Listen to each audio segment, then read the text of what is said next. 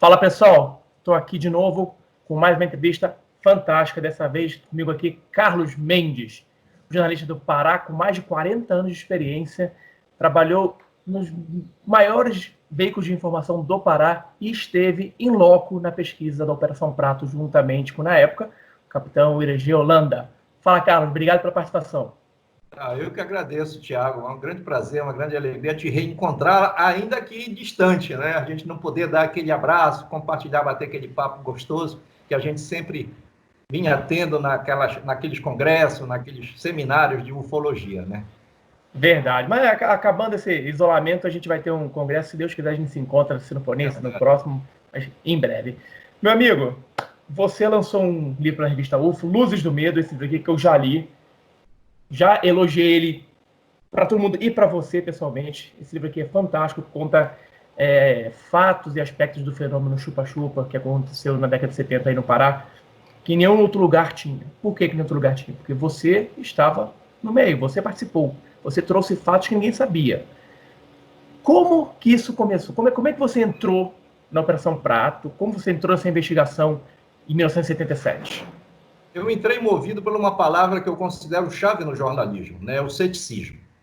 O cético no jornalismo, ele não é aquele cético por ser cético, porque o cético que é cético por ser cético, na verdade não é cético, ele é um imbecil, é um idiota, porque ele simplesmente se coloca numa posição de ser cético para não acreditar em tudo e firmar uma posição, firmar que nem um cachorro quando marca no poste com a sua urina, firmar um território para que ele, dentro dessa zona de conforto de ceticismo, ele passe a detonar tudo aquilo que ele não acredite, né? Porque aí o cético também, ele tem um problema como o ideólogo de esquerda e de direita.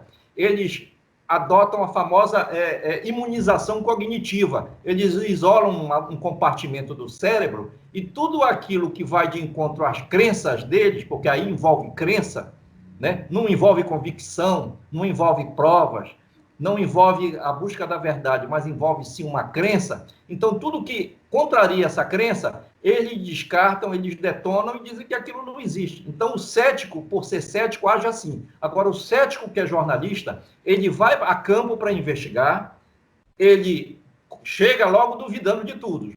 Porque a lógica jornalística eu aprendi na escola do verdadeiro jornalismo é o seguinte: o verdadeiro jornalista é aquele que, quando ele vai investigar um fato, ele tem que ir munido do ceticismo e duvidando de tudo, sobretudo das versões oficiais, as versões de governos, de instituições militares, de todo mundo. Ele tem que desconfiar de todo mundo, até do sujeito que ele vai entrevistar, o cidadão comum, aquele humilde lá no barraco e tal. Então, quando eu fui para essa região, na verdade, eu fui para mais de 20 municípios, 18, 20 municípios. Porque quando o fenômeno começou a chegar aqui em Belém, ele já chegou sinalizando um pedido de socorro, porque ninguém sabia o que estava acontecendo e todo mundo queria uma explicação, sobretudo os mais humildes. Porque, veja bem, o pescador, ele vai, pega o barco, passa dias no mar para pegar o peixe, trazer para a sua comunidade, vender o peixe com aquele dinheiro. Parte serve para a alimentação da família dele e parte ele vende no mercado, vende na feira da cidade e sustenta a família dele com aquilo. Então, ele vai para o mar olhando para o rio, olhando para o peixe, olhando para se o mar realmente está para peixe. Então, o agricultor, a mesma coisa, vai plantar aquela coisa. Então, são as pessoas que têm uma vida muito simples. Então, eles começaram a ser incomodados com luzes que desciam do céu em velocidades que não tinham, eles não conseguiam entender com tanta velocidade aquelas luzes desciam, chegavam em cima dos barracos deles, em cima dos barcos, na roça onde eles estavam plantando, já às vezes no início da noite, alguns eram atacados em estradas na região. Então, um fenômeno, eu fui pautado para cobrir isso, e quando eu fui, eu não fui direto para Colares, eu digo sempre isso no livro. Colares foi apenas um pequeno capítulo da minha ida investigatória e do meu trabalho de investigação. Colares teve essa importância toda no mundo, porque lá a população se mobilizou contra o desconhecido, contra aquilo que estava aterrorizando todas as outras comunidades. Então, como ela já tinha informação, sabe, como pescador, ele troca muitas informações. Olha, o fulano de tal da Vigia, que é o município mais próximo daqui, foi atacado. Olha, em Santo Antônio do Tauá, fulano de tal foi atacado. Municípios próximos. Então, a cidade resolveu se proteger contra aquilo. As pessoas se armaram, pegaram quem tinha espingarda, botava a espingarda no barraco.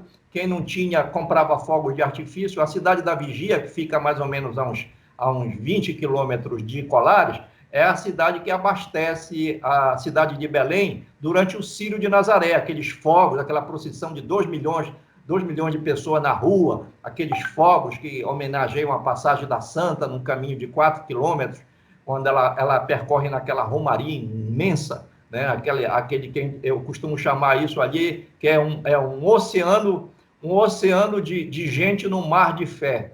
Então, essas pessoas, elas soltam esses fogos no caminho, e tem as homenagens ao longo do... Todos esses fogos vêm da Vigia. O que aconteceu naquela época, 1977? Parte da cidade de Colares falou com seus amigos da Vigia, disse, olha, me cede uns fogos aí dos teus, eu compro e tal, tá aqui o peixe em troca, eles vivem muito do escambo, não tem dinheiro, eu dou o peixe, tu me dá o foguete para eu soltar. Então, esses fogos eles soltavam esses fogos à noite como uma forma de tentar afugentar aquelas luzes que chegavam, desciam do céu e atacavam as pessoas.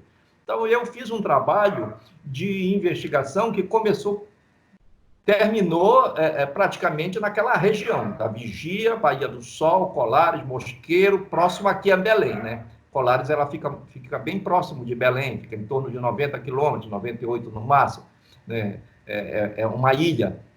Mas eu fui para mais longe, eu fui para 350 quilômetros de distância da fronteira do Pará com o Maranhão. Fui para Viseu, onde eu inicio no livro. Você pode ver no livro, eu começo contando a história do que ocorreu em Viseu. E depois venho chegando com os relatos das populações, né? E nesse inteirinho eu fui colhendo informações, sempre duvidando das versões, ouvindo prefeito, ouvindo padre, ouvindo religiosos de outras religiões, ouvindo psicólogos, psiquiatras.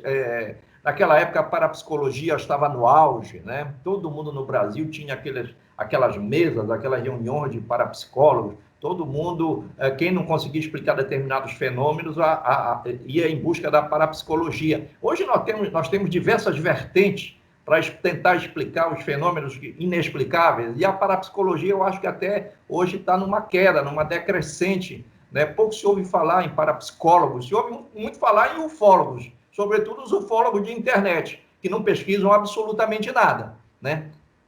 Então, começou aí. E aí eu comecei a me defrontar com os fenômenos que eu, sempre digo isso, eu não vi as luzes, eu não fui atacado pelas luzes, mas eu entrevistei mais de 80 pessoas, todas estão aí no livro, que foram atacadas, e o relato delas que compõe o livro. Eu digo sempre que esse livro, eu fui apenas um instrumento para escrever esse livro numa linguagem jornalística, contando a história.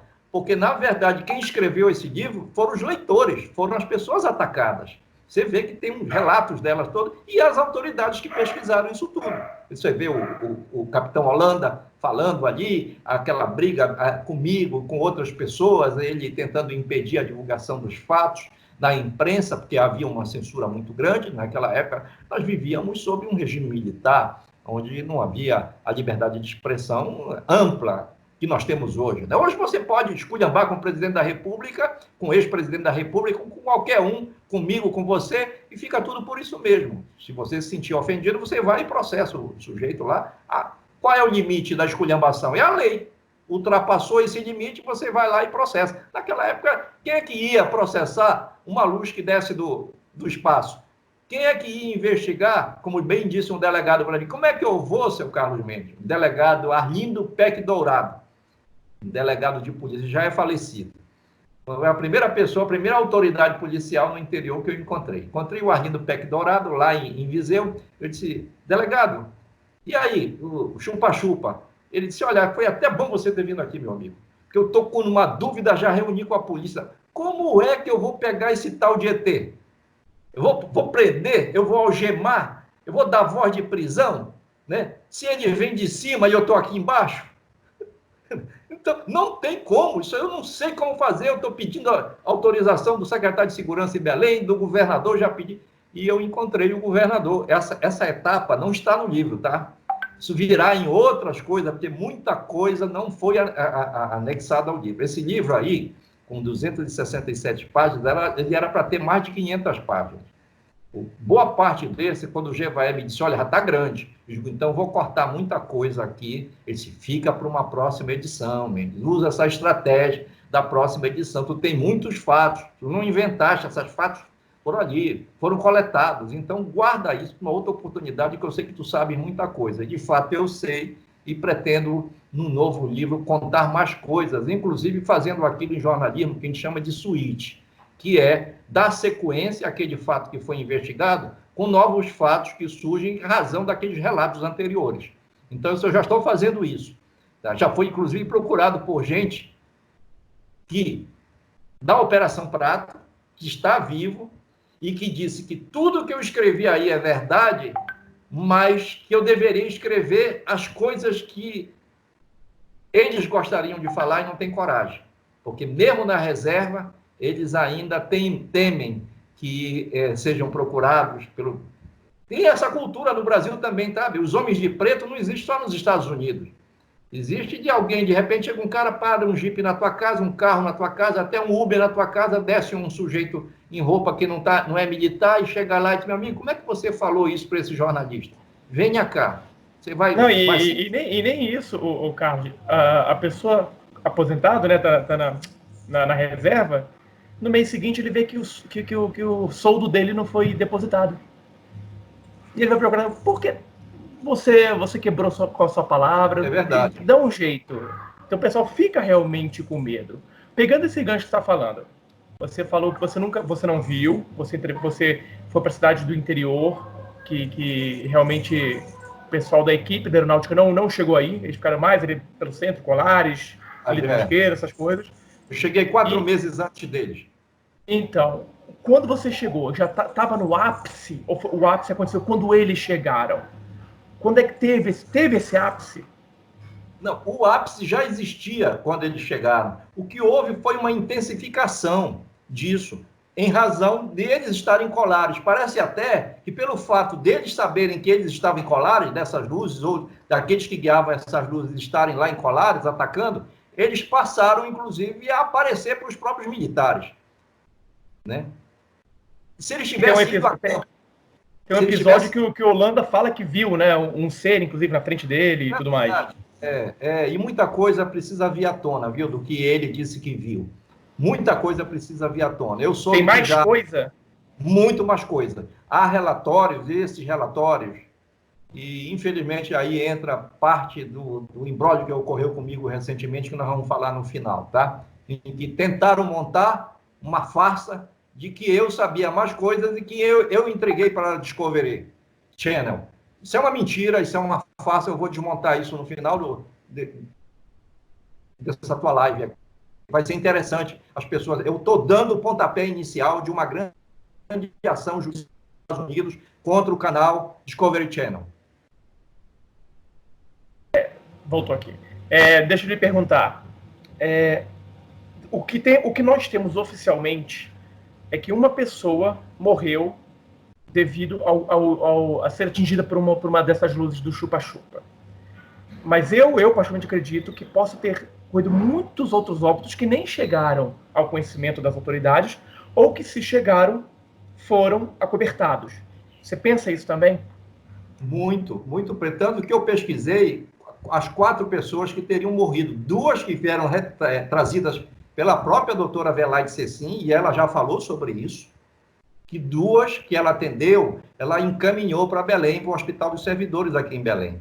E essas pessoas morreram aqui. Uma estava com uma queimadura muito forte no pescoço, porque esses casos mais graves, eles precisariam ser estudados, né? Por que algumas pessoas tiveram as marcas como se fosse de um alfinete? E eu vi muitas dessas, a grande maioria.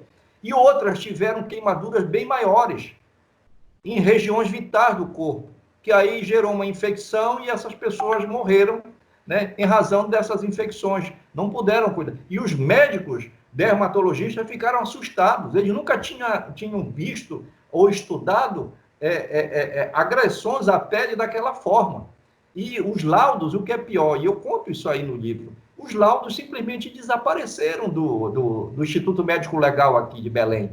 Por quê? Porque teve um perito, e eu digo isso no livro, que militares estiveram lá no Instituto Médico e recolheram esses laudos.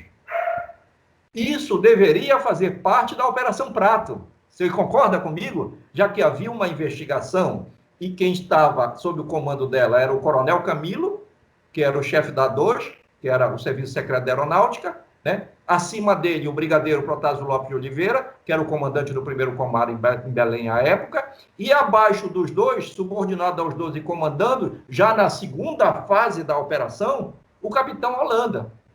Porque na primeira, quem fazia tudo era o sargento Flávio. E quando o capitão Holanda assumiu com a missão de desvendar, porque os caras não estavam conseguindo fazer isso, você viu que a primeira fase da operação, ela durou pouco mais de 20 dias. E os relatórios foram pífios, não tinha muita coisa. A não ser aquela coisa, há uma histeria coletiva da população e não sei o quê, vamos proibir a venda de cachaça em Colares e em Santo Antônio do Tauá, vamos proibir que eles soltem fogos e dê tiros para o ar, porque isso aí não é uma coisa legal, vamos proibir isso e a gente controla a histeria.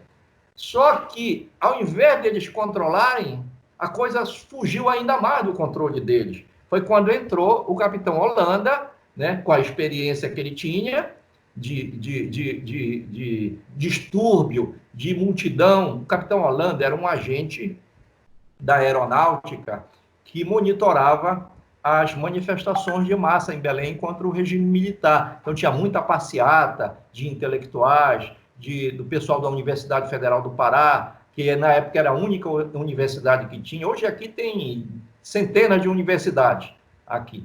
E tem outras universidades públicas, mas naquela época só havia a Universidade Federal do Pará. Então, era um nicho intelectual do pensamento, da intelectualidade paraense. E ali tinha os poetas, os filósofos, os anarquistas, os jornalistas. Eu era um jornalista que eu não tinha militância política. Eu acompanhava todas essas manifestações.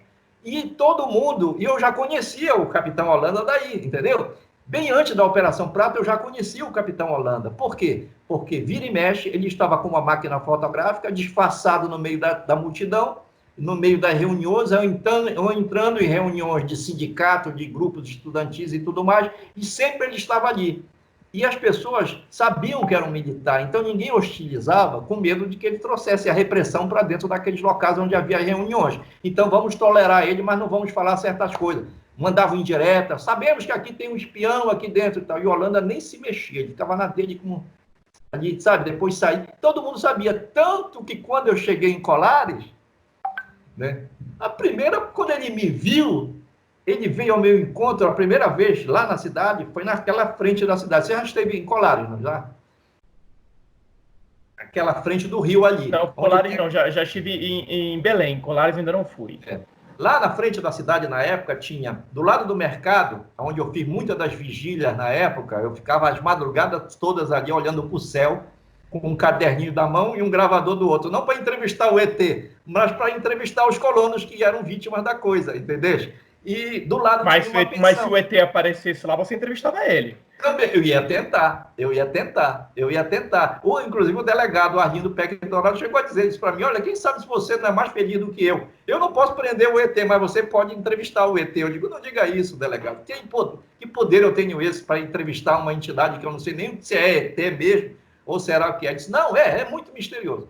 Bom, aí voltando ao Holanda. O Holanda, ele investigava todo esse pessoal. Então, ele produzia relatórios. Né? O serviço secreto do regime militar naquela época tinha que produzir esse relatório, porque os caras viviam disso, senão não ganhavam o dinheiro dele no fim do mês, aquele negócio, né?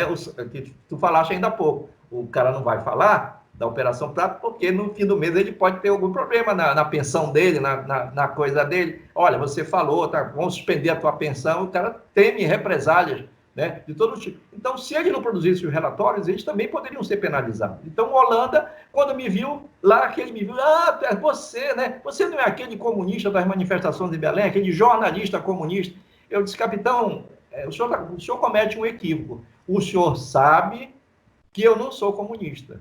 Aí ele deu uma risada, disse, todos vocês dizem a mesma coisa. Né? Começou assim, meio tensa a coisa, mas depois ele disse, não, vamos esquecer isso. Eu vou lhe dar um conselho. Saia daqui de Colares, vai embora. Vai embora. Vai embora. Aí eu peguei e disse, isso é uma ordem, capitão? Ele disse, entenda como quiser. Entenda como quiser. Ele disse, me desculpe, capitão, mas eu não vou embora. Eu estou aqui pela mesma razão que o senhor.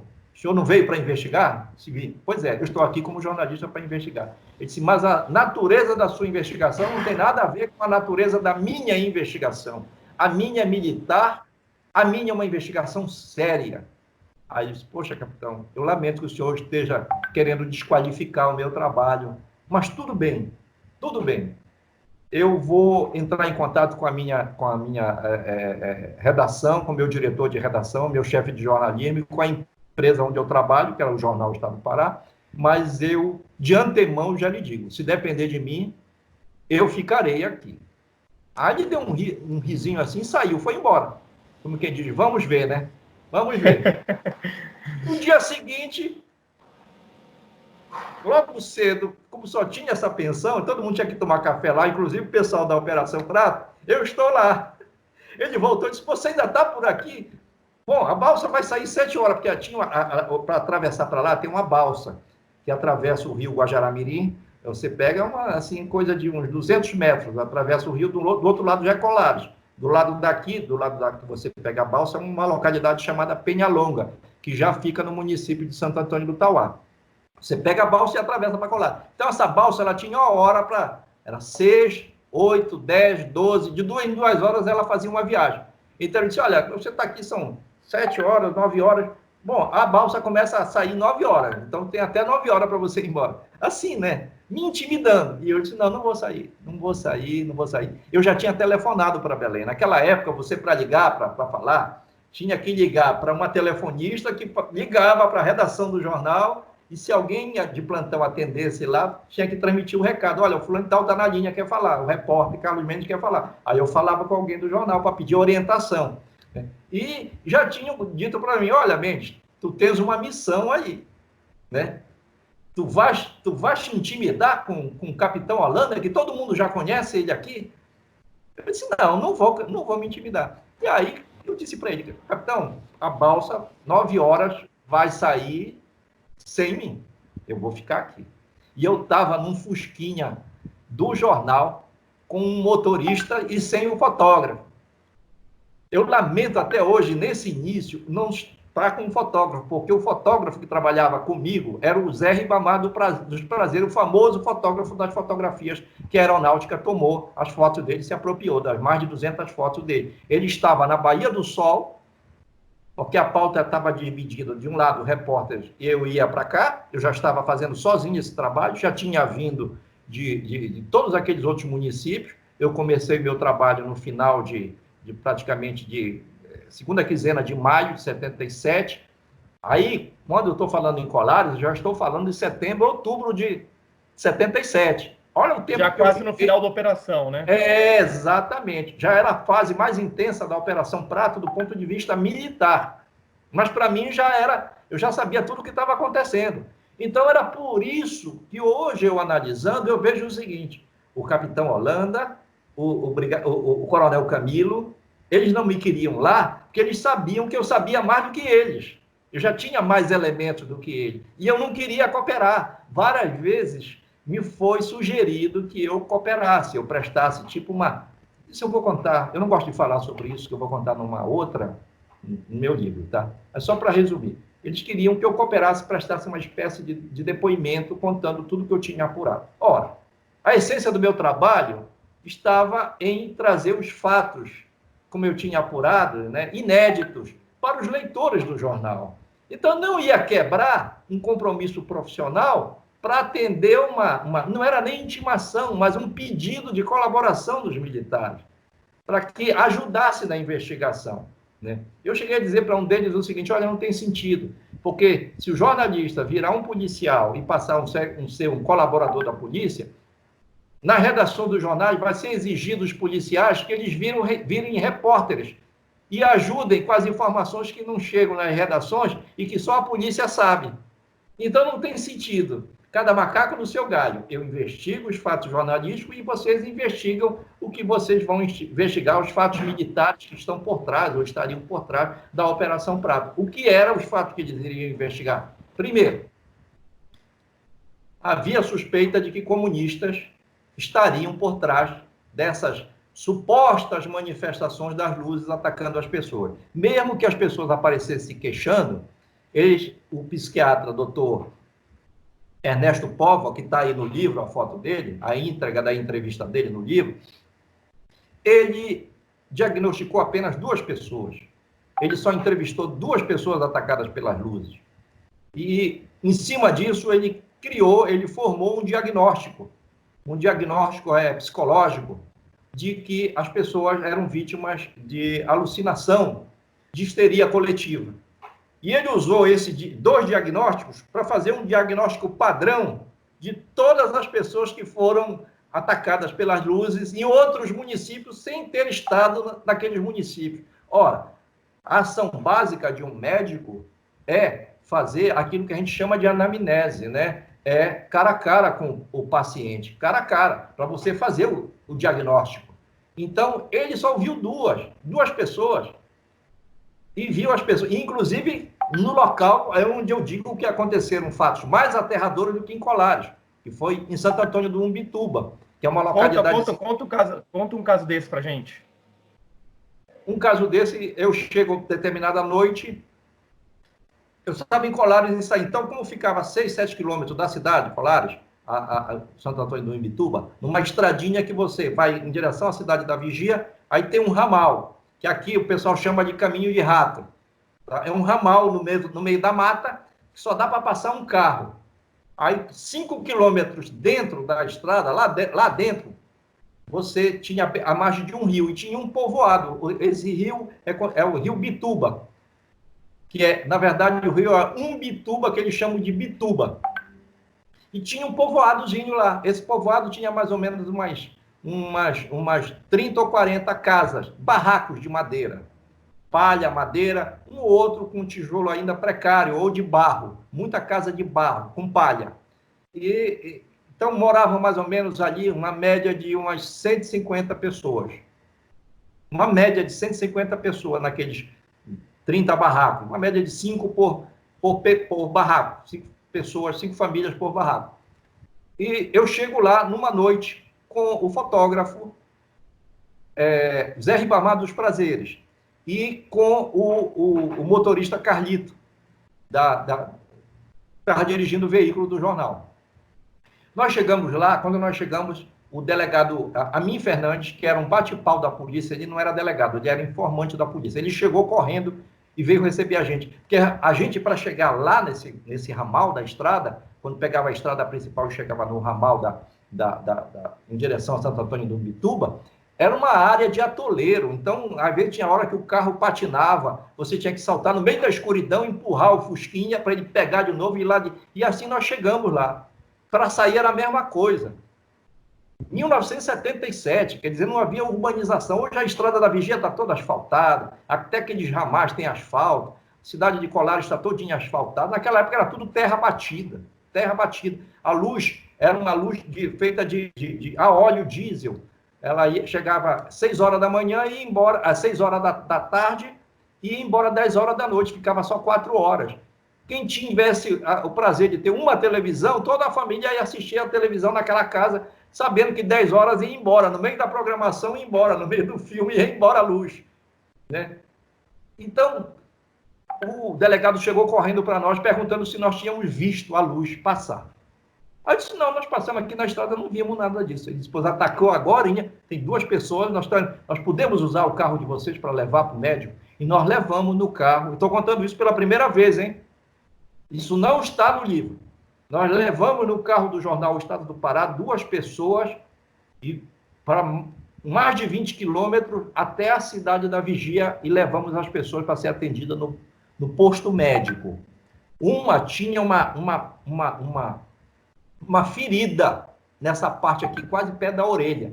A luz atingiu a ferida a pessoa e fez uma ferida nela. Não foi um furinho, como vinha acontecendo. E a outra foi aqui nessa parte aqui, do lado direito, uma coisa que estava muito vermelho e doía. E a pessoa disse que estava com o membro paralisado, ela não conseguia mexer o braço. Eu pensei que ela estivesse sendo vítima de um AVC. A ideia é essa. Porque sabe que essas doenças sempre acontecem. O sujeito está dormindo, de repente acorda com o lado paralisado. Só que o que me chamou a atenção foi que, além de estar com o braço paralisado, a pessoa estava com aquela necrose aqui. A coisa já estava necrosada, impressionante. É como se fosse assim uma coisa invasiva mesmo, sabe? Que tivesse comendo aquilo. E tinha acontecido poucas horas antes aquele ataque.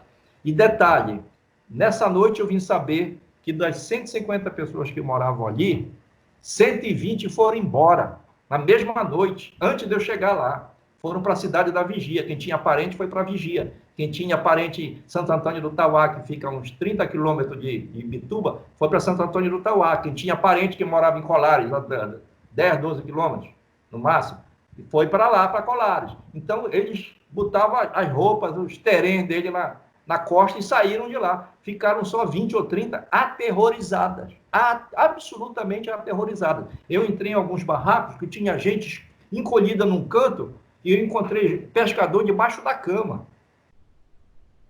Cama que eles forravam eles fazem com madeira, tá? E forravam de palha, com palha. Parece aquela palha de coco. Formavam com as palhas, tá? Aqui eles usam muito dessas palhas da Amazônia, palha de dendê, essas coisas todas. Eles forravam e dormiam ali. Eu encontrei gente debaixo dessas camas, apavorados. Eu, calma. Quer dizer, as pessoas que foi a luz, eles vão voltar. Ora, Tiago, como é que eu vou duvidar de um depoimento desse, se essas pessoas contavam isso para mim, e eu já tinha ouvido as mesmas histórias e entrevistado pessoas a 350 quilômetros de distância na fronteira do Pará com o Maranhão. Já tinha entrevistado gente em Bragança, que é uma cidade que fica mais próximo também da fronteira, mas é vizinha a Viseu, mas é mais para cá, mais longe da fronteira um pouco. Já tinha entrevistado gente a 200 quilômetros, a 150 quilômetros de distância, em 18, 20 municípios, em Tracuateua, Augusto Correia. Em Augusto Correia, houve um relato que eu conto no livro aí. Eu estava lá entrevistando o delegado, na delegacia, eram mais 8 horas da noite, entra um caboclo correndo lá e batendo na porta da delegacia com força. Aí o policial que estava lá botou a arma e saiu para gritar com o cara. Quando ele foi gritar, o cara se ajoelhou e disse: não me mate, doutor. Não, pelo amor de Deus, eu vim pedir socorro. Eu fui atacado lá no Trapiche agora. Mas atacado por quem? Quem foi que te assaltou? Não foi assalto, doutor. Eu estava lá esperando o barco que vinha chegar, 10 horas, eu já estava lá esperando com toda a minha rede, com tudinho. E, de repente, doutor, veio uma luz do espaço grande. A luz, ela era pequena, de repente ela veio chegando em alta velocidade, e à medida que ela foi chegando, ela foi ficando maior. Olha esse relato. E à medida que essa luz foi ficando maior, bem perto dele, quando chegou bem perto dele, a uns 50 metros de dentro dessa luz, saiu um ser luminoso. Um ser com uma forma humana, tá? Que veio caminhando na direção dele, de dentro daquela luz. O foco em direção e o ser veio andando. Quando ele viu aquilo, ele se apavorou. Ele correu o máximo que pôde. Eu acho que da delegacia para lá, ficava mais ou menos uns 500 metros. Esse caboclo correu e chegou lá. Olha, o homem estava em estado de choque. Eu entrevistei ele. Está lá ele no livro falando, esse personagem. Então, como é que eu vou duvidar desses relatos? Será que essas pessoas estavam possuídas por alguma entidade ou coisa que o valha? Será que elas foram vítimas de uma histeria coletiva? Mas como histeria coletiva? Se o sujeito lá, 300 quilômetros, lá em Colares, bem distante dele, viu a mesma coisa, e essas pessoas nunca se comunicaram entre si? Pode ter isso. Às vezes você conta, faz uma narrativa para alguém, do que você viu ou do que você sofreu, e a pessoa psicologicamente passa também a se sentir como parte integrante daquela visão. E ela passa também a relatar que ela também foi vítima. Quando ela chega na casa dela, ela vai relatar que ela também foi atacada. Né? Pode ser da mente, mas nesses casos aí não. Haviam exames médicos que foram comprovados pela doutora Velaide Cecim, e você sabe, Tiago, que a doutora Velaide ela foi muito perseguida na época. Tanto que em 2004 ela me deu aquela entrevista histórica no Jornal Liberal, que eu coloquei a íntegra no livro, né? E que foi aí que eu fui conhecer o Gevaé. Foi aí que eu conheci o Gevaé. Em 2020 já tenho essa amizade com o Gevaé há 16 anos. Quando o Gevaé veio em Belém, né, atraído por essa entrevista da Velaide, dizendo, fui obrigada a aeronáutica queria me obrigar a mentir. Fui obrigada a mentir pela aeronáutica. Era essa a manchete do jornal. E isso, inclusive, me deu problema. Não contei isso, mas vou te contar aqui. Né? Eu posso detalhar isso lá no livro. Não, isso me deu um problema, porque certo dia aparece um agente lá na redação do jornal. Agora, em 2004, aparece um cara apaisando, dizendo, olha, eu sou da aeronáutica. Eu não vivi essa época, não sei, o coronel, o brigadeiro Protásio já é falecido, mas nós temos um serviço de inteligência lá, que eu gostaria, se o senhor pudesse comparecer e dar um depoimento. Eu disse, meu amigo, eu não vou dar depoimento nenhum. O que está relatado aí é o que está público. Então, tudo que está relatado, tudo que a doutora Velaide falou, é o que está relatado, eu não tenho mais nada a acrescentar. Tudo que ela me falou, eu publiquei. Deu uma página. Tudo que ela me falou, eu publiquei. Então, está aí. Sabe como é? Porque é bom cooperar, é muito bom cooperar e tal. Aí até falei depois para o meu chefe de redação, que na época, olha só, que ironia do destino. Meu chefe de redação em 2004, Valmir Botelho, que faleceu em 2016, era o meu mesmo chefe de redação no jornal Estado do Pará em 1977, e foi quem me pautou para cobrir as aparições e a Operação Prato. Né? Ele até virou para mim cegamente e disse, nós vamos reviver de novo essa pressão, porque ele foi muito pressionado. Ele foi ameaçado de prisão, isso eu conto no livro. Ele foi ameaçado de prisão, foi ameaçado de ser enquadrado na Lei de Segurança Nacional, né? Porque por estar criando obstáculos à investigação do governo. Olha só, o jornalista vai para lá para investigar a mesma coisa que eles estão investigando. Qual é o obstáculo que eu estou criando para eles? Nenhum. Eu estou fazendo a minha investigação, eles estão fazendo a deles. Se a minha foi melhor do que a deles, eles vão ganhar com isso, porque eles vão investigar o que eu já investiguei. E vão comprovar ou tentar me desmentir, mas eles não conseguiam me desmentir. Claro, eles estavam cheios de evidências, você investigou, tinha tudo isso lá. E tem um detalhe também que é importante nesse tipo de trabalho que eu tive em relação à Operação Prato, que foi a conquista de fontes. A conquista de fontes é uma coisa que não tem preço no jornalismo, Tiago. Você estabelece uma relação, não é a vez de amizade, mas às vezes até de cumplicidade com a fonte, porque você precisa que ela te dê informações exclusivas e você precisa conquistar, sabe?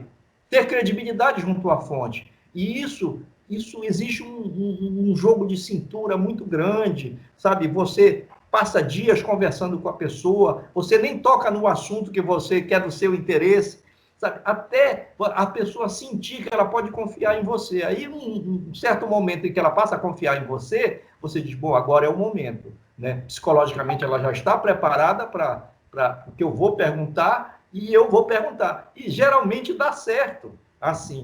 E eu sempre usei esse método e nunca falhou. Eu gosto de usar no jornalismo muito a intuição. A intuição, para mim, é fundamental, é primordial. Na Operação Prato, eu não sabia o que eu estava investigando, eu não sabia quem investigar, porque você não vai investigar uma luz. Para você investigar uma luz, você tem que ver a luz descer do céu e você tentar identificar que tipo de luz é aquela. Se é um objeto dirigido, inteligentemente dirigido, como fala o relatório da Operação Prato, e aí eles se entregam quando eles dizem isso. Ora, objeto inteligentemente dirigido por quem? Não é verdade? É uma inteligência humana ou é uma inteligência não humana? Isso eles não dizem nos relatórios que foram liberados, porque o capitão Holanda falou naquela entrevista histórica, né? É o maior documento da ufologia brasileira, essa entrevista, de mais de 2 horas, do capitão Holanda ao Gevaé, ao Petit, lá Exatamente. em Cabo Frio, né? Foi em Cabo Frio, né? Que ele deu essa Foi, entrevista. Rio de Janeiro, Carlos, deixa eu te perguntar. Oficialmente, obviamente que a gente ainda tem muitos vídeos. Quer dizer, o Holanda falou que ele fez várias horas de filme. Esses vídeos sumiram, a gente já tentou aqui em Brasília e a aeronáutica fala que não tem esses vídeos. Ou foram destruídos, ou estão guardados, ou foram entregues a alguém. E esse alguém? Oficialmente, a operação acabou no final de 77.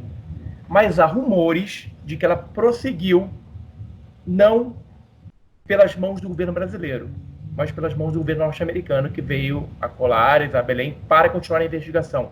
Isso é verdade? Isso é verdade. Tanto é verdade que, na verdade, no auge das aparições, em dezembro de 1977, aparece o Bob Pratt na redação do jornal Estado do Pará, né? E foi o primeiro contato que eu tive com ele. Aí disseram, olha, tem um repórter aí da National Enquirer, que era uma revista da Flórida, que existe até hoje essa revista, né? E ele foi para lá com essa conversa de que ele queria fazer uma reportagem sobre as reportagens que estavam sendo feitas da Operação Prato. E ele se sentou lá na redação do jornal, conversou com o Valmir Botelho, que era o nosso chefe, né? Ele perguntou aonde era que estavam esses arquivos, né? Que ele queria adquirir para a revista. Ele veio com essa conversa de que ele queria adquirir as fotos do Zé Ribamar dos Prazeres, né? Ele queria fazer uma entrevista com o Biami Siqueira, que foi meu colega também, os dois já são falecidos, o Biami e o Riba, dois queridos colegas, rapaz. Eu senti muito, um deles morreu quase dentro da redação do jornal, que foi o Riba, já em 1992, quando eu fui redator-chefe do jornal Folha do Norte, que funcionava dentro da redação do Jornal Liberal. Depois é que eu passei para o Jornal Liberal e fiquei até 2009 no Jornal Liberal, desde aquele período. Então, o Bob Pratt, ele foi para lá com essa conversa de que queria comprar os arquivos. Depois ele foi para Colares. Inclusive tem uma foto que eu acho que foi divulgada pelo aquele pesquisador, pelo aquele fólogo paulista lá do Guarujá, Sempre Durar. Ele tinha essas fotos do Bob Pratt pousando num aeroplano, uma coisa assim, naqueles aviões, tá? Planadores, aqueles aviões americanos que... Inclusive, quando ele desceu, metade da cidade de Colares foi para lá, para a beira do rio, ver. Onde um americano chegando e tal. E lá ele entrevistou algumas pessoas. Só que as pessoas já estavam assustadas, já tinham ido outros americanos antes dele lá. Olha só a história. Que queriam inclusive, há relatos, isso eu vou detalhar isso no próximo livro, de que chegaram a oferecer passagem aérea e dinheiro para levar algumas das principais vítimas de Colares para os Estados Unidos. Queriam levar essa pessoa para os Estados Unidos. E aí elas tinham medo, não quiseram ir, porque elas sabiam que, no fundo, elas desconfiavam que esses caras fossem agentes do governo. Não era agente do bem. Eles diziam sempre que não era agente do bem. Não era agente do bem. Então, eles temiam que essas pessoas, na verdade, sequestrassem. Eles fossem sequestradas.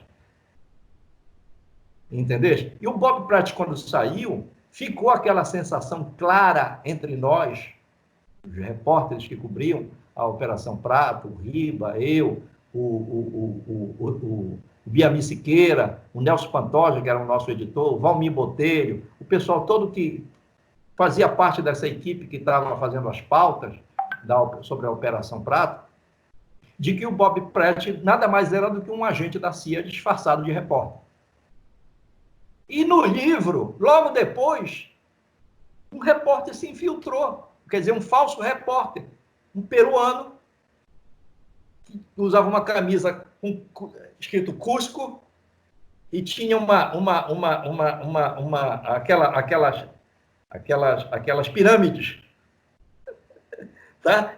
Eu nunca esqueço Machu essa camisa. Picchu, lá de Machu Picchu. Machu Picchu e tal. Era Machu Picchu aqui na camisa, e escrito Cusco aqui embaixo, sabe? Repórter Cusco e tal. Ele pode ter produzido aquela camisa. Ele usava um bonezinho, era meio cabeludo, mas usava um bonezinho na cabeça, era baixo, meio índio, atarracado. E, rapaz, esse cara era um verdadeiro mala. Ele não saía do jornal. E tentou várias vezes entrar no arquivo do jornal para pegar as fotos do Riba. Olha como as coisas são sintomáticas. O Bob Pratt foi para comprar os arquivos, não conseguiu. Foi embora. Depois veio se saber que ele adquiriu esses arquivos, não se sabe como, parte de algumas fotos e sob textos, que não da minha parte. O Valmir Botelho disse que ele não vendeu, e que provavelmente se alguém pegou isso do arquivo do jornal e vendeu para ele, não foi com ordem da direção de redação. Pode ter sido a própria direção da empresa que vendeu isso. Eu ainda vou perguntar isso aqui. É bom que essa live vai ser tornada pública e ele está vivo. Eu quero que ele me desminta ou confirme isso. Que quando passar essa pandemia, eu vou... Ele mora aqui em Belém e está vivo. É o doutor Avertano Rocha. Ele foi o diretor do jornal O Estado do Pará na época. Ele foi procurador-geral da Jari, da empresa Jari no Brasil, que tem aquele famoso projeto Jari lá na fronteira do Pará com o Maranhão. Ele era... Maranhão não, com o Amapá, no Rio Jari. Ele está vivo ainda, um escritor paraense. Lançou até recentemente o livro dele. Eu quero perguntar para ele, doutor Avertano, quem foi que vendeu os arquivos que nós investigamos da Operação Prato para os americanos, doutor? Eu quero perguntar isso para ele. Porque o Bob Pratt, depois, espalhou para algumas pessoas, acho que até para o Gevaer já me confirmou isso, de que ele tinha parte dos arquivos, que ele iria publicar no National Enquirer. Então, por que essa revista não publicou? Eu já pesquisei desde o número 1 dessa revista, Tiago. O Bob Pratt escreveu um livro, UFO Danger, UFO Danger Zone no Brasil, uma coisa assim, que até já saiu em português, saiu até para a revista UFO, que lá ele mostra algumas fotos, mostra a pesquisa dele, a investigação, a pesquisa dele aqui no Brasil. Mas a revista para a qual ele trabalhava não publicou. O que será? Se ele estava a serviço da revista. Exatamente. Então, hoje, esses arquivos estão nos Estados Unidos, a CIA se apropriou, ela fez uma investigação paralela, já no fim, depois.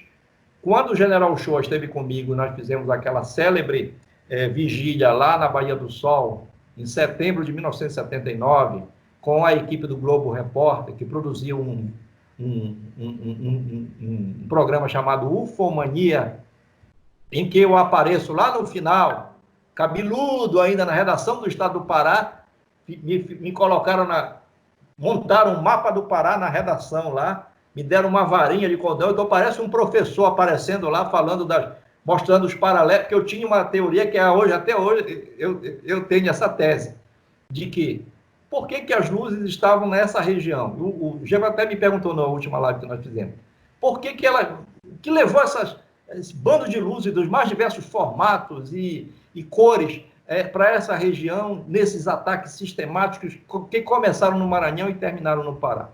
Aí eu fui olhar nos mapas e depois de consultar alguns geólogos, físicos daqui da Universidade Federal do Pará, estudiosos dos mapas celestes, eles disseram, Carlos, aqui me parece o seguinte, olha só, as linhas de navegação do planeta, que posicionam quem entra e quem sai do planeta, e servem até de parâmetro para a aviação, são os paralelos e meridianos da Terra. Abaixo da linha de Equador, olha os paralelos e meridianos onde eles passam. Aqui, Pará e Maranhão. Eles passam no Pará e no Maranhão. Então, como os pássaros, às vezes, em rota migratória se perdem, e você sabia que tem um livro sobre isso que mostra no mundo os pássaros perdidos nas rotas migratórias, os pássaros que saem da Antártida em direção a regiões mais quentes, eles vão e voltam normalmente quando o frio é adequado à convivência deles. Mas acontece de, às vezes, eles se perderem. E quando eles se perdem, eles usam os paralelos e meridianos da Terra para se orientar e voltar. Por que será que as luzes, essas luzes, humanas ou não humanas, não seguiram o mesmo caminho de orientação? Atacavam, estavam aqui, atacavam e depois saíam, voltavam, saíam e voltavam. É uma coisa interessante, é uma tese interessante. Sem falar e vou para pesquisa, é verdade. Sem falar em hibridismo alienígena e não sei o quê. E teve um amigo meu que trabalha com cientistas franceses, é o Carlos Campos Cherfan, até cito ele no livro. Ele comprou até um terreno lá em Colares, agora. Ele disse que quer terminar os dias dele lá morando em Colares. Segundo ele, para tentar estabelecer o verdadeiro contato que nunca foi feito com os ETs lá. Eu digo, olha, cuidado, hein, meu amigo? Eu já conheço um bocado de gente assim, que começou assim, e hoje em dia está pendurado por aí em algum hospício. Cuidado, cuidado. Não, eu sei o que eu estou fazendo. Ele tem uma tese de que essas luzes nada mais eram do que luzes humanas em teste das grandes potências com o escudo de mísseis, antimísseis, que nos anos 60, final dos anos 60, início dos anos 70, já estava em teste pelas grandes potências. Né? Você vai jogar um míssil daquele para destruir os Estados Unidos, no ar mesmo, você já tem um escudo antimíssil que torna aquela bomba uma inutilidade, você desarma a bomba no ar. Hoje, os franceses, a Europa inteira tem esse escudo antimíssil. Os franceses fizeram um teste que 10 dias antes 10 dias, aliás, depois das Torres Gêmeas, que foram explodidas as Torres Gêmeas, aconteceu um fato dantesco na cidade de Toulouse.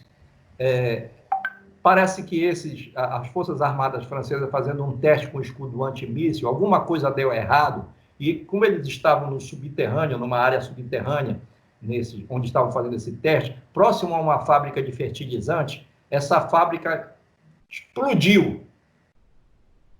explodiu e a cidade inteira de Toulouse foi atingida. A 30, 40 quilômetros, vidraças se quebraram, como se tivesse passado um meteoro em cima da cidade.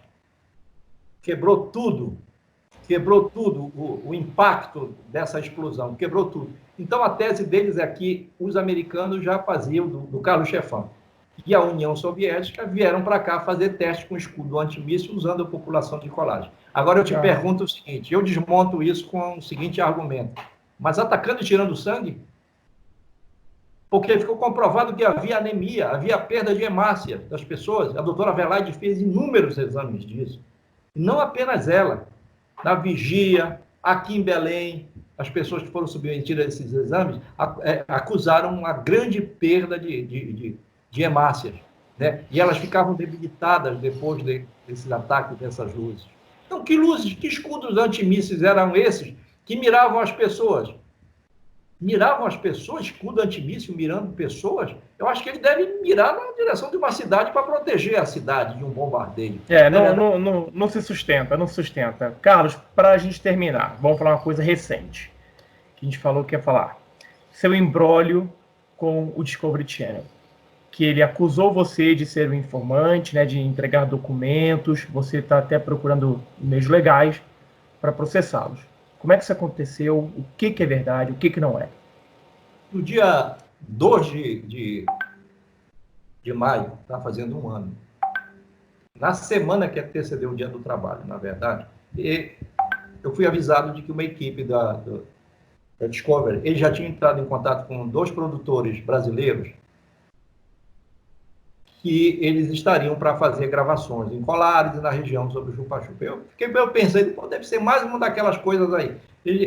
Até brinquei aqui em casa, disse, olha, vão requentar a matéria. Mas eles vieram aqui, eu sempre recebi todo mundo, sabe, com as honras da casa. Paraense aqui, nós no Paraense, eu digo sempre o seguinte, olha, gente, não se enganem com os paraenses. Paraense tem o meu perfil. Eu tenho jeito de besta, cara de besta, andar de besta, mas eu não sou besta. Cuidado comigo. Então, recebi essas pessoas com as honras da casa, abri minha casa. Eu tenho fotos, tá? Eu vou provar isso. Eu tenho fotos deles dentro da minha casa. Eu ia gravar todo o depoimento que eles gravaram meu aqui em casa. Parece que alguma coisa estava me cutucando. Rapaz, a minha intuição jornalística é uma coisa. Eu cheguei a falar com meu filho, filho, coloca a câmera em cima da escada e deixa gravando enquanto eles fazem. Quando eles viram a câmera, eles disseram, aquilo ali é uma câmera, você pode desligar aquela câmera? Eu disse, não, nós vamos gravar. Disse, não, porque vai dar interferência, a gente vai ficar entrando e saindo, você vai ter que ficar desligando e tal. Eu disse, não, vai ficar lá o tempo que der. Nós temos memória suficiente para gravar, sabe? O pente de memória era suficiente, ia ficar gravando enquanto desce. Não tinha problema nenhum. Mas eles perceberam isso e pediram para tirar. Hoje eu percebo isso, que havia uma má intenção já nisso, porque eles trouxeram uma pauta deliberada. E eu vi lá que a pauta foi feita por um ex-agente da CIA. Inclusive no vídeo, no programa em si, chamado Investigação Extraterrestre, logo no início, tem 2 caras lá na Califórnia dizendo o que é que eles iam fazer para vir aqui ao Brasil e tudo mais. Falam do Bigelow. O Bigelow tinha comprado os arquivos da Operação Prato. Não sei de onde foi que eles tiraram isso. Tu tens alguma informação sobre isso? Que o Bigelow tinha comprado os arquivos da Operação Prato? Pois é, eles dizem, olha, o Bigelow comprou.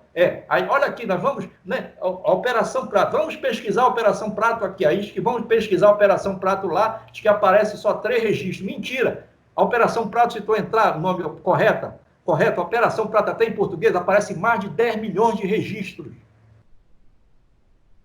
No mundo todo, em vários idiomas, que eles só encontraram 3. Aí, olha só, aqui, Operação Prato, só tem 3 registros. Vamos clicar nesse aqui. Aí clicaram no lá, apareceu Bigelow. Bigelow, não sei o que, compra os arquivos da Operação Prato. Olha aqui. Ele comprou, né? Aí esse agente da CIA, que pautou a equipe que veio ao Brasil e que esteve aqui na minha casa, diz o seguinte, ora, se o Bigelow comprou os arquivos da Operação Prato no Brasil, nós podemos também ter acesso a esse arquivo da Operação Prato. Vamos para lá. Aí já começa a viagem, né? Eles chegando aqui, já aparece uma imagem de Belém, não sei o que e tal. Aí eles vão lá em Bragança, entrevista a Adelaide Cecim, mas antes deles irem lá em Bragança, eles estiveram aqui, na minha casa. Eu dei uma entrevista que foi mais de 5 horas. 2 horas só de entrevista, mais de 5 horas para preparação, eles entrando e saindo, grava isso, grava aquilo, não ficou bom, acende a luz, apaga a luz, vamos fazer de novo, vamos fazer. Quando eles chegaram, eles disseram o seguinte, eles trouxeram uma pasta, 2 pastas, aí disse assim, eu perguntei, que documentos são esses? Ele disse, não, é aqueles documentos da Operação Prato e tal. Aí eu disse, são esses aqui? Eu já estava com os meus documentos, que eram os mesmos documentos que todo mundo tem, que o GEVA tem, que todo mundo tem, aquelas 250 e poucas páginas. Está aqui. É isso mesmo que nós temos. Mas nós queremos fazer com você o seguinte, olha só a história, estou contando a verdade dos fatos. Eu estou fazendo um relatório depois que vai orientar a ação dos advogados. Tá? Eu quero que você faça o seguinte, nós entregamos essa pasta para você, tá? E a gente filma você entregando, como se fosse você que estivesse entregando essa pasta para nós, dizendo que o repórter, aí nós vamos dizer, o repórter que investigou a Operação Prato dá uma entrevista e fornece mais documentos. Com esse argumento, eu achei, né, plausível que não tinha nada demais de eu pegar os documentos que eles estavam me entregando e entregar para eles como se eu estivesse entregando como documentos da Operação Prato, que poderiam ser os mesmos ou poderiam ser documentos novos. Porque você tinha também, era só pegar e entregar. Isso seria uma espécie de ilustração à entrevista. Correto. Aí não teve nenhum problema. Aceitei fazer isso. A minha surpresa foi, quando eles chegaram aqui na rua de casa, eles montaram uma verdadeira operação. Veio um caminhão, um carro de externa, veio outros carros, veio equipamento de todo tipo, a vizinhança inteira quis saber o que era. E eles falando inglês e todo mundo, os americanos estão aí e tal, e para lá e para cá, todo mundo veio para a janela olhar. Né? O pessoal que já me conhece, sabe, jornalista, disse, olha, vieram entrevistar aí o Carlos Mendes e tal. Os americanos vieram entrevistar. E eles lá, gravamos, 5 horas de gravação. Quando terminou, disse, gente, vamos fazer uma foto. E nesse ida e vinda, eu gravei um pequeno vídeo deles, do meu celular, e gravei algumas fotos deles aqui. Então, isso eu vou anexar na ação. Eu vou anexar na ação para provar que eles estiveram dentro da minha casa. Tá? Todos eles. E no final nós temos uma foto grande toda a equipe comigo no pátio da minha casa, na garagem da minha casa. É uma garagem dupla, dá 2 carros. Nós ficamos na parede assim e fizemos uma foto de todos eles, os repórteres que me entrevistaram, a equipe de produção e os 2 produtores brasileiros que fizeram a tradução para eles da entrevista. Tudo bem, tudo bem. A minha surpresa veio quando eles montaram essa farsa, uma história absolutamente mentirosa, mirabolante, eu diria até canalha, viu? Canalha porque não se faz isso com uma pessoa que todo o Brasil sabe, e o mundo hoje sabe, que foi a pessoa que investigou a Operação Prato, que investigou os militares, que sofreu repressão dos militares para que o seu trabalho fosse interrompido lá em Colares. Foi praticamente expulsa da cidade, se recusou a sair de lá e fez. E depois, devagar, foi obtendo informações. E eu conto da minha boa relação que eu tinha com o Brigadeiro Protásio. Ele gostava de mim. Era o comandante da Operação Prato. Mas ele gostava de mim pela relação que ele tinha de me conhecer de outros assuntos, que não tinha nada a ver com ufologia. Eu era um repórter que trabalho com multiplicidade de temas e de assuntos. E cobri várias vezes operações, passagem de comando na aeronáutica, participei no Cassino dos Oficiais, de almoço para a imprensa, cobrindo autoridades chegando, naquela época tinha muito, presidente Figueiredo chegando, naquela época, Geisel chegando, eu entrevistando no aeroporto. Então, era o Brigadeiro Protásio que fazia as honras da casa, ele era o comandante da aeronáutica aqui. Então, aquela coisa, olha, Carlos, tudo bem e tal, olha, você tá meu convidado, vamos lá para o Cassino de Oficiais, vai ter um almoço para todo mundo, para a imprensa e tal, vocês podem entrevistar lá quem quiser falar e tal. Era assim, era uma relação amistosa com a imprensa. Não era uma relação de subordinação, de informação, de troca de informação. Nada disso, nada, absolutamente nada. Não tinha nada a ver o trabalho investigativo. Até porque eu estava sendo monitorado, estava sendo ameaçado, até mesmo perseguido várias vezes. Né? Eu conto os meus embates com o capitão Holanda e da redação do Jornal Estado do Pará, e eu digo lá, ressalto, ele estava fazendo o trabalho dele. Ele não estava ali para me reprimir, para me agredir, para me prender, nem coisa nenhuma. Ele queria colher informações, porque ele sabia que eu sabia muita coisa. Então, era natural. Hoje eu vejo isso com absoluta naturalidade. Mas nunca houve uma relação de troca de informação e de coisa nenhuma. Eu jamais seria o que eles tentam pintar hoje, essa farsa que eles montaram, de me dizer assim, aí botam lá, distorce a minha imagem, e em nenhum momento eu apareço prestando nenhuma declaração das mais de 2 horas que eles gravaram comigo, e eu vou exigir a devolução desse vídeo com a minha entrevista, ou então que eles apresentem na Corte de Justiça americana a íntegra desse vídeo. Por que eles não usaram a minha entrevista? Por que eles preferiram distorcer todo o encadeamento da pesquisa que eu fiz e que eles vieram fazer na minha casa para me entrevistar, me colocando numa posição de que eu era um agente do governo brasileiro que entreguei documentos inéditos da Operação Prato. Que doidice é essa? Isso não tem sentido. Não tem o menor sentido. Isso foi uma construção sórdida que foi feita, né, para vender, para fazer sensacionalismo e para tentar mostrar que a Discovery Channel fez um trabalho diferente do que o History tinha feito aqui, que fez 2 ou 3 vezes, esteve na minha casa, e foram dignos e gravaram o History. O National Geographic esteve na minha casa e fez uma entrevista muito boa comigo também. Eu posso ter algum ou outro senão das distorções que fizeram, mas não comprometeu. Eu sei o que é um trabalho de edição, eu sou jornalista também. Eu sei como editar um material, né? Claro, você grava 2 horas com alguém e vai editar só 2, 3 minutos no máximo, pensando uma frase importante aqui e ali, editando. Tudo bem, mas não porque eles fizeram, eles distorceram a minha imagem. Aparece eles chegando na porta da minha casa, todos eles, eu abrindo o portão, distorcido, eu entrando distorcido, eu sentando na sala distorcido e entregando as 2 pastas que eles me entregaram para entregar para eles, como se eu estivesse entregando originalmente as 2 pastas, né? Distorcido também, e aí constrói essa ideia maluca de que eu fui um agente que, quer dizer, tipo assim, olha só, olha onde é que está o sensacionalismo barato da coisa. Bigelow comprou os arquivos da Operação Prato, né? Então vamos ao Brasil obter os arquivos da Operação Prato. E quem é que entrega os arquivos da Operação Prato? É um jornalista que entrega para ele. Eles não dizem que é um jornalista, eles dizem que é um agente do governo. Aí é que está a maldade, aí é que está. Eles vão pagar por isso, Tiago. Vão pagar por isso. Eu não vou deixar isso barato, não. Você está certo, Carlos. Eu espero que a justiça seja feita. Eu vejo que, no caso, você está certo, está do lado certo da justiça. Vamos encerrar por aqui a nossa entrevista. Tem muito mais o que fazer, tem muito mais do que falar. A gente teria... Como a gente está nos eventos, a gente conversa, fica horas conversando, seria fantástico também. Eu queria, de novo, agradecer a sua presença, ao seu depoimento, coisas inéditas aqui. Tenho certeza que eu vou colocar também no link do vídeo, vou colocar o seu livro, que eu já li, recomendo, vendido pela revista UFO. Maravilhoso, informações inéditas e exclusivas nesse livro aqui também. E, mais uma vez, Carlos, muito obrigado. Espero que essa pandemia acabe logo para a gente poder se encontrar, fazer nossos eventos, que você possa sair de casa também, investigar o que você gosta de fazer. E obrigado, cara. Obrigado mesmo pela sua presença. Eu que agradeço, Tiago, e não vai faltar a oportunidade de eu te dar aquele abraço presencial e não virtual. Que hoje em dia nós estamos... E eu já falei que eu vou a Colares e você vai ser meu guia. Eu já falei que eu vou a Colares e você vai ser meu guia. Tá. A gente pega um carro aqui e vai para lá, sim. Vai para lá. Vai tomar banho lá no Igarapé do Tubinho, lá perto. E depois vamos lá no Rio Guajará-Mirim, lá naquele rio onde o Holanda viu.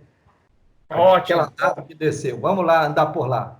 Beleza, tá, gente. É isso. Muito obrigado pela presença de vocês. Espero que vocês gostem.